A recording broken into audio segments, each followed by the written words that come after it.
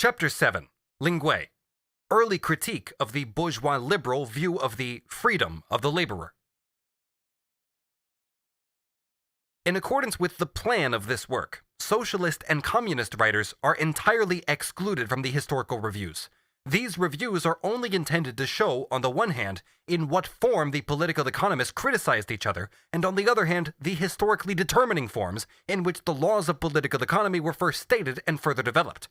In dealing with surplus value, I therefore exclude such 18th century writers as Brissot, Godwin, and the like, and likewise the 19th century socialists and communists. The few socialist writers whom I shall come to speak of in this survey either themselves adopt the standpoint of bourgeois economy or contest it from its own standpoint. Lingue, however, is not a socialist. His polemics against the bourgeois liberal ideals of the Enlighteners, his contemporaries, against the dominion of the bourgeoisie that was then beginning, are given, half seriously, half ironically, a reactionary appearance. He defends Asiatic despotism against the civilized European forms of despotism. Thus, he defends slavery against wage labor. Quote, "In our civilized countries, all the elements of nature are slaves.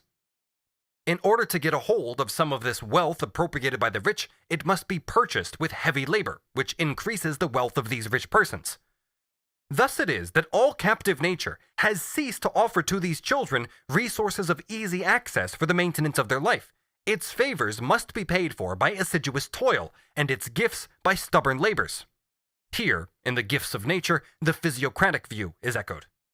The rich man, who has appropriated to himself the exclusive possession of it, only at this price consents to restore even the smallest part of it to the community. In order to be allowed to share in its treasures, it is necessary to labor to increase them. One must then renounce this chimera of liberty. Laws exist in order to sanctify a primary usurpation of private property and to prevent new usurpations. They are, as it were, a conspiracy against the greater part of the human race. That is, against those who own no property. It is society which has produced these laws, and not the laws which have produced society. Property existed before the laws. Society itself, the fact that man lives in society and not as an independent, self-supporting animal, is the root of property, of the laws based on it, and of the inevitable slavery. On the one hand, there were peaceful and isolated husbandmen and shepherds. On the other hand, quote, "Hunters accustomed to live by blood, to gather together in bands the more easily to entrap and fell the beasts on which they fed, and to concert together on the division of the spoils. It is among the hunters that the first signs of society must have appeared. Real society came into being at the expense of the shepherds or husbandmen, and was founded on their subjection, by a band of hunters who had joined hands. All duties of society were resolved into commanding and obeying. This degradation of a part of the human race, after it had produced society, gave birth to laws. Stripped of the conditions of production, the laborers are compelled by need to labor to increase the wealth of others, in order themselves to live.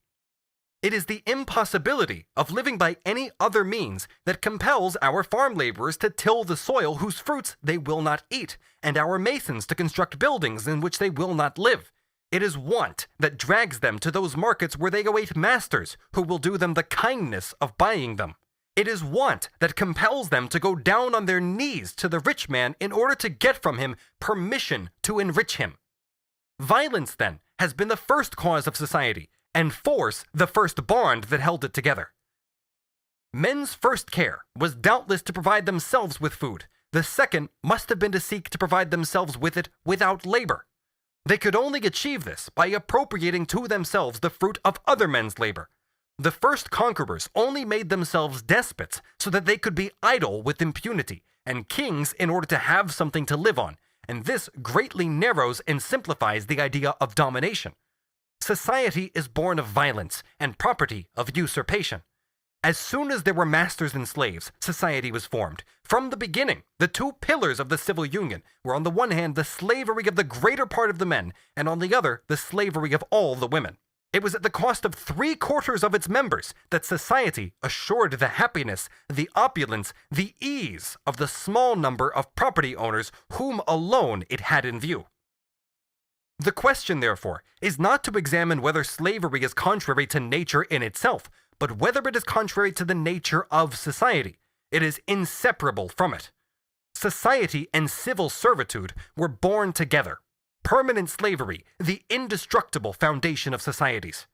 Men have only been reduced to depend for their subsistence on the liberality of another man when the latter, by despoiling them, has become rich enough to be able to return a small portion to them. His feigned generosity could be no more than a restitution of some part of the fruits of their labors which he had appropriated. Does not servitude consist in this obligation to sow without reaping for oneself, to sacrifice one's well-being to that of another, to labor without hope? And did not its real epoch begin from the moment when there were men whom the whip and a few measures of oats when they were brought to the stable could compel to labor? It is only in a fully developed society that food seems to the poor starveling a sufficient equivalent for his liberty. But in society in its early stages, free men would be struck with horror at this unequal exchange. It could only be proposed for captives. Only after they have been deprived of the enjoyment of all their faculties can the exchange become a necessity for them. The essence of society consists in freeing the rich man from labor, giving him new organs, untiring members which take upon themselves all the laborious operations, the fruits of which he is to appropriate. That is the plan which slavery allows him to carry out without embarrassment. He buys men who are to serve him.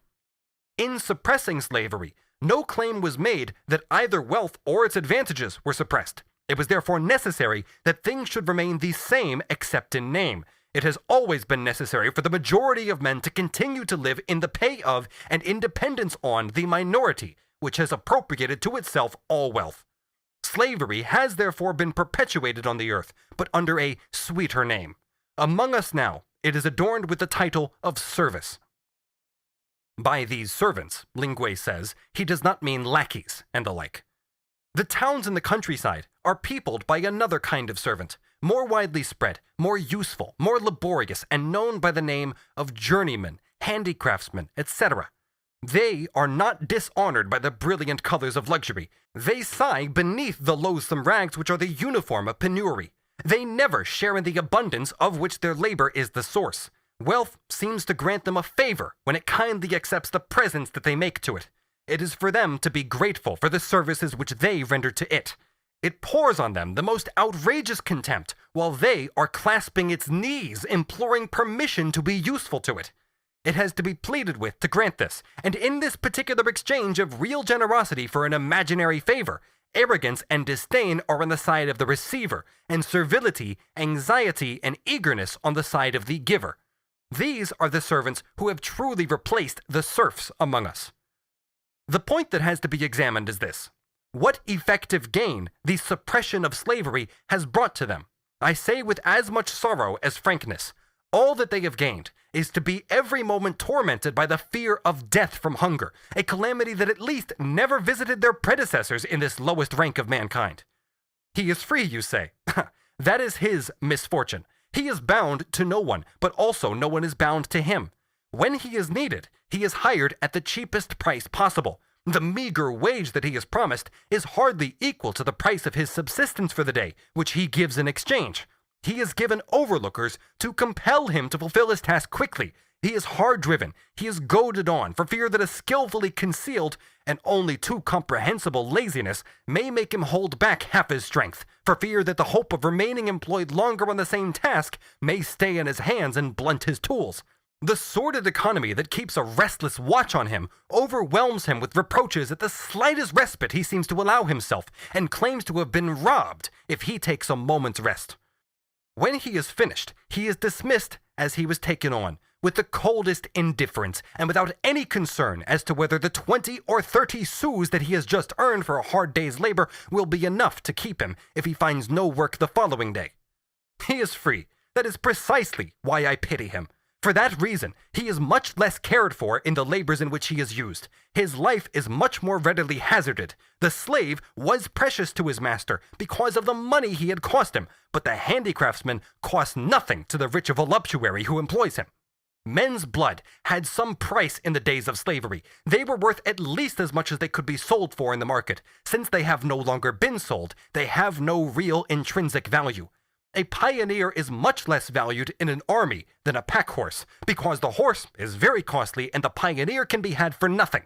The suppression of slavery brought these military calculations into civil life, and since that epoch, there has been no prosperous bourgeois who does not calculate in this way, as heroes do.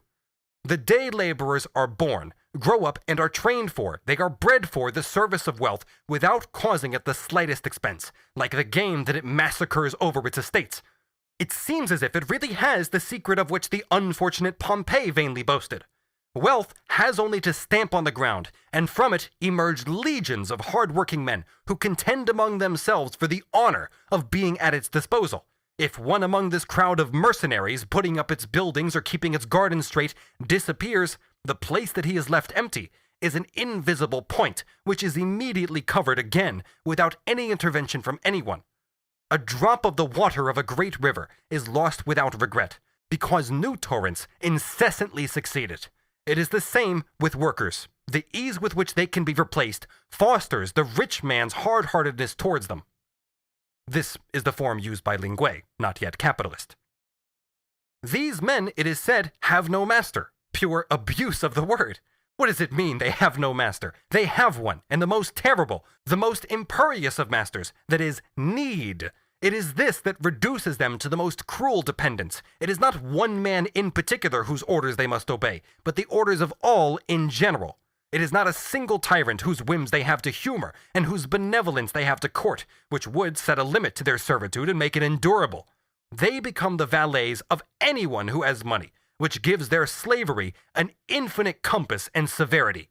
It is said that if they don't get on well with one master, they at least have the consolation that they can tell him so and the power to make a change, but that the slaves have neither the one nor the other. They are therefore all the more wretched. What sophistry! For bear in mind that the number of those who make others work is very small, and the number of workers, on the contrary, is immense. What is this apparent liberty which you have bestowed on them, reduced to, for them? They live only by hiring out their arms. They must therefore find someone to hire them, or die of hunger. Is that to be free? What is most terrible is that the very smallness of this pay is another reason for producing it. The more the day laborer is driven by want, the cheaper he sells himself. The greater the urgency of his need, the less profitable is his labor. The despots, for the moment, whom he beseeches with tears to accept his services, feel no shame in, as it were, feeling his pulse, to assure themselves that he has enough strength left. They fix the reward that they offer him by the degree of his weakness. The nearer they think he is to death from starvation, the more they deduct from what could keep him from it. And what scraps that they do give him is less to prolong his life than to delay his death. The independence of the day laborer is one of the most baneful scourges that the refinement of modern times has produced. It augments the wealth of the rich and the poverty of the poor. The one saves everything that the other spends. What the latter is forced to economize is not from his superfluity, but from what is indispensable to him. If today it is so easy to maintain these prodigious armies which join with luxury in order to bring about the extinction of the human race, it is only due to the suppression of slavery. It is only since there have no longer been slaves that debauchery and beggary make heroes at 5 sous a day. I find this, that is, Asiatic slavery, 100 times more preferable than any other way of existing, for men reduced to having to win their livelihood by daily labor.